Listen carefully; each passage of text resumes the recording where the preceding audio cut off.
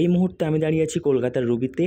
আর eco পার্কের 4 নম্বর gate যেতে হলে এখান থেকেই আপনাদের বাস ধরতে হবে। বারাসাত গার্ডেন কিংবা রাসবিহারী এই দুটো বাসই ইকো পার্ক হয়ে যায়। তো যে কোনো একটি বাস আপনাদের এখান থেকে ধরতে হবে। বাস ভাড়া নেবে মাত্র 20 টাকা। নতুন একটি ভিডিওতে সবাইকে ওয়েলকাম। তো বন্ধুরা, আমি এই মুহূর্তে দাঁড়িয়ে আছি ইকো পার্কের 4 নম্বর গেট। আর এই 4 নম্বর গেটের ঠিক পিছনে যে এই রাস্তাটা দেখা যাচ্ছে, এটা ধরে মাত্র 10 মিনিট হেঁটে গেলেই আমাদের শ্রী হনুমানজির মন্দির আছে। তো চলো বেশি কথা না বাড়িয়ে ভিডিও শুরু করা যাক। এই হচ্ছে সামনেই ইকো পার্কের লাস্ট এই 4 নম্বর গেট, এবং এখানেই ব্যারিকেড দেওয়া আছে ইকো পার্কের, মানে ইকো পার্ক হচ্ছে এখানেই শেষ। আর ঠিক সামনে দিয়ে যে রাস্তাটা যাচ্ছে এই হচ্ছে রাস্তা। তো এখান দিয়ে মাত্র 10 মিনিট হাঁটলেই আমরা পেয়ে যাব আমাদের হনুমানজির মন্দির, যেখানে আছে 151 ফুটের হনুমানজির মূর্তি। সাইড দিয়ে এত সুন্দর গাছ দেখতে পাচ্ছ। এই হচ্ছে রাস্তা, আর রাস্তার ঠিক সাইড দিয়েই গাছগুলো আছে এত সুন্দর। আমি ছায়া ছায়া হেঁটে হেঁটে যাচ্ছি।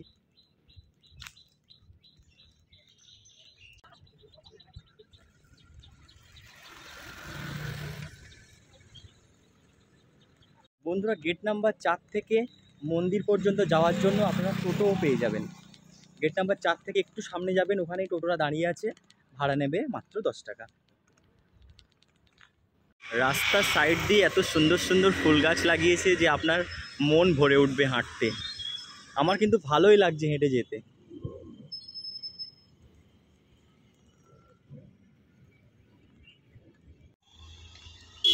যেতে যেতে দেখতে পাবেন ইকো পার্কের গেট নাম্বার 6 ও 7।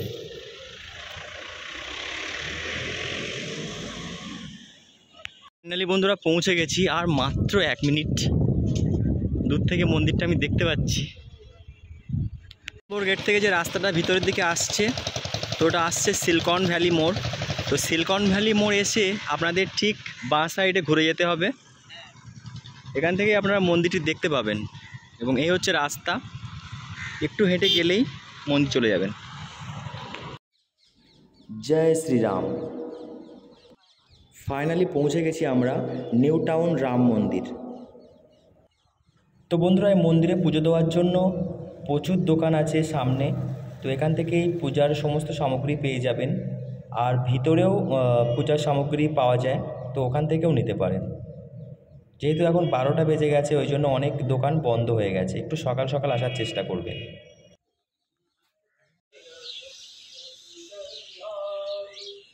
তো বন্ধুরা, ফাইনালি পৌঁছে গেছি হনুমানজির মন্দিরে। এই হচ্ছে আমাদের 151 ফুট হনুমানজির মূর্তি।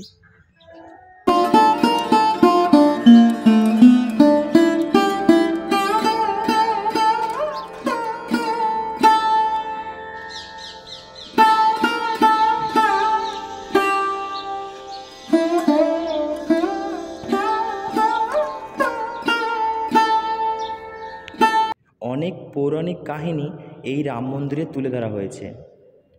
যেমন সীতামাতাকে যখন রাবণ হরণ করে নিয়ে যাচ্ছিলেন, সেই দৃশ্য এখানে এলে দেখতে পাবেন। এবং আরও অনেক পৌরাণিক কাহিনী দিয়ে মন্দিরটি ফুটিয়ে তোলা হয়েছে।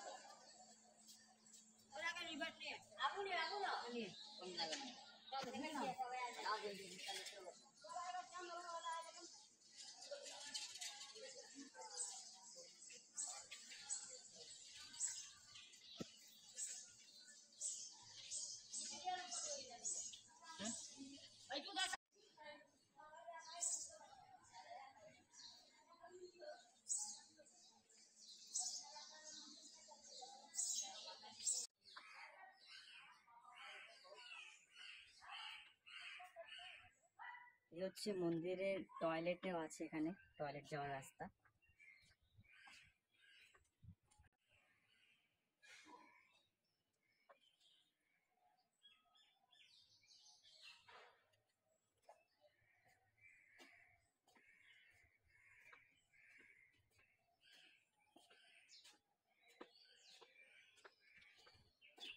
হনুমানজির 151 ফুট মূর্তি ছাড়াও আছে জিনমাতা মন্দির, ভগবান শিবেরও খুব বড় একটা বিগ্রহ এখানে আছে।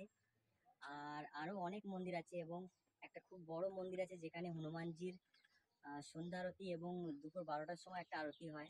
সবকিছুই আছে এখানে, তো অবশ্যই আসে, খুব ভালো লাগবে, খুব সুন্দর জায়গা। বিভিন্ন পৌরাণিক কাহিনী এখানে তুলে ধরা হয়েছে। তো বন্ধুরা দেখতে পাচ্ছেন শ্রী রামচন্দ্র ও ভাই লক্ষ্মণ জটায়ুর শেষ কাজ সম্পন্ন করছেন। সীতা মাতাকে উদ্ধার করার জন্য জটায়ু এখানে নিহত হয়েছেন।